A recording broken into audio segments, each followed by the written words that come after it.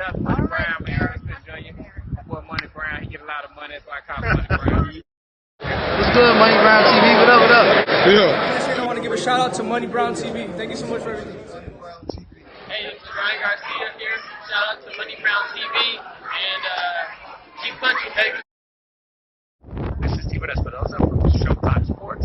Shout out to Money Brown TV. What's up, Brian Custer from Showtime Championship Boxing. I gotta give a big shout out to Money Brown TV. Give a shout out to Money Brown TV from the punchline. Hey, yeah, Money Brown, we on the way up, baby.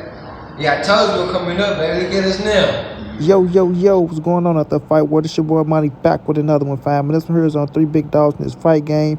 We got Terrence T-Boy Crawford, the undefeated 4th Division World Champion, the former 2-time undisputed champ. He's the #1 pound-for-pound fighter in the world. We have Vergil Ortiz, the undefeated knockout artist. He is the new WBC Super Welterweight World Champion, one of the hottest young studs in the game. Then we got Errol the True Spence Jr., the former WBC, IBF, and Super WBA Unified Welterweight World Champion, looking to be a 2-division World Champion when he step in that ring against Sebastian Fedora. Now, ladies and gentlemen, boys and girls all over the world, we all know Vergil Ortiz just, had a tough fight, a tough one that he pulled out by the skin of his teeth that made him the new WBC, super welterweight interim champion. And a lot of people, they doubted him. But, a lot of people saying that they'd like to see Errol Spence in there with Vergil Ortiz, right? Errol Spence versus Vergil Ortiz instead of Vergil Ortiz versus Terrence Crawford, showing people that Errol Spence is still that guy when it comes to recognition and things of that nature, because Errol Spence versus Vergil Ortiz in Dallas, come on now. Do I have to say? I say Errol Spence versus Vergil Ortiz in Dallas. Come on now. Do Money Brown have to say? Now, we all know Errol and Vergil, they come up. Vergil was a youngster watching Errol. But I think Errol Spence will be open for this fight. I think he will. He go out there and handle his business against Sebastian Fedora. Errol all about the money. It's all about the fucking money.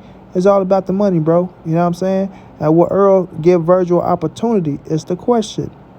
Vergil Ortiz is putting himself in a great position for some great names. You dig what I'm saying? At 154, which we all know he was at 147 with Errol Spence and Terrence Crawford as well. But him and Boots was making their bones when everybody wanted to see Errol Spence versus Terrence Crawford. They was making their bones so people couldn't really get mad at them for not, saying they want to fight these two.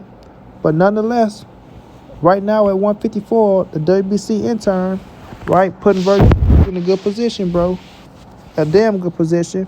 And not only that, just by going up to 54, you put yourself in a good position. Now, we all know Vergil wanted to see Errol Spence and Terrence Crawford at 147, right? According to him and his team, he wanted those fights. I'm not going to say he didn't, you know what I'm saying? But those the fights he wanted at 147. Now he's putting himself, right there in the mix. Right there in the mix. Right now, Turkey Al-Sheikh saying he want to see Vergil versus Terrence Crawford. He got the paper to make it happen. We'll see if that take place. Terrence Crawford, like I say, a hell of a fighter, man, 4th Division World Champion. He's in a position to where, he get to pick and choose who he want to fight. But at this time, he's trying to get a fight that's out of his hand in Canelo Alvarez because he can't control no Canelo. You know what I'm saying? You got a lot of fighters at 154, 147, and even some fighters at 160 that might want to come down to make a big fight happen with Terrence Crawford if he just, play his cards right and have Turkey Al-Sheikh put the money behind it. But right now, Vergil Ortiz is the name.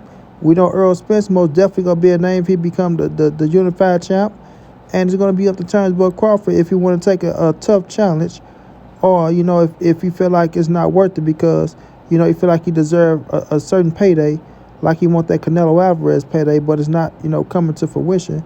So we'll see what's his plans in the future, because we all know you're up there in age at 37, and we don't know if you just want a one and done to go on, clock out and say that's it, and hang up a Hall of Fame career, or if you want to keep going. You know what I'm saying? But when it comes to Errol the True Spence Jr., he's coming back with vengeance. He's coming back trying to let people know that I am Errol Spence, that I am way better than that Terrence Crawford fight. And those names are good names out there to show people. You go out there, you fight a Vergil Ortiz, a tough, young, hungry lion. We all know he can crack. We all see, what he can do inside the square circle. You can defeat him, give you some recognition. Then, you defeat, most definitely defeat the boy Fundora to become the world champ. That's most definitely going to get you some recognition. And then, Turnbull Crawford. The biggest fight for Errol Spence that's out there to get his get back, to show people that I'm way better than that 147-pound fight.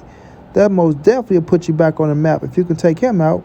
You know what I'm saying? So Errol is in a great position as well. Ben Errol Spence, like I say, was the #1 fighter over on the PBC for a while, and still probably #2 now behind Gervonta Tank Davis, because we all know Errol Spence he's still a draw. Whether people want to admit it or not, we got a lot of haters out there. Errol Spence is still a draw, bro. He still can put asses in the seats. He only took 1 loss, and his fan base is still right there that's looking and waiting to see what he looked like on his first fight back after the Turnbull Crawford loss. You know what I mean? Is his head still in the game? Do he still got the love for the sport? Do he still want to be, undisputed? Do he still want to be one of the greats to ever lace him up?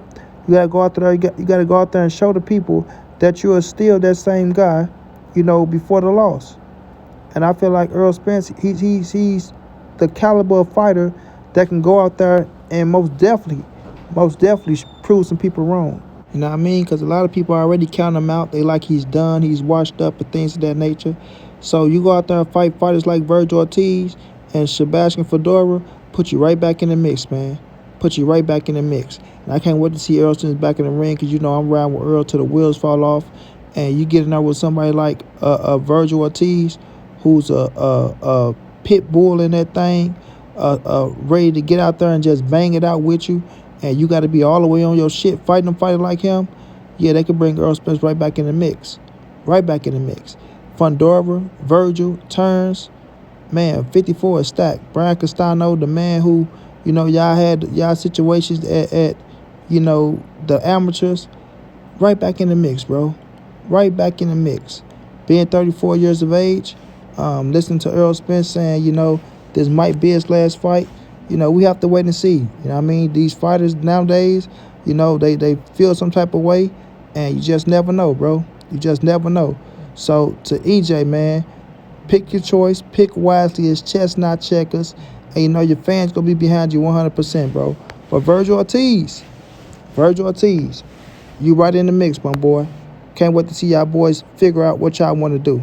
Straight like that, and money be on to the next.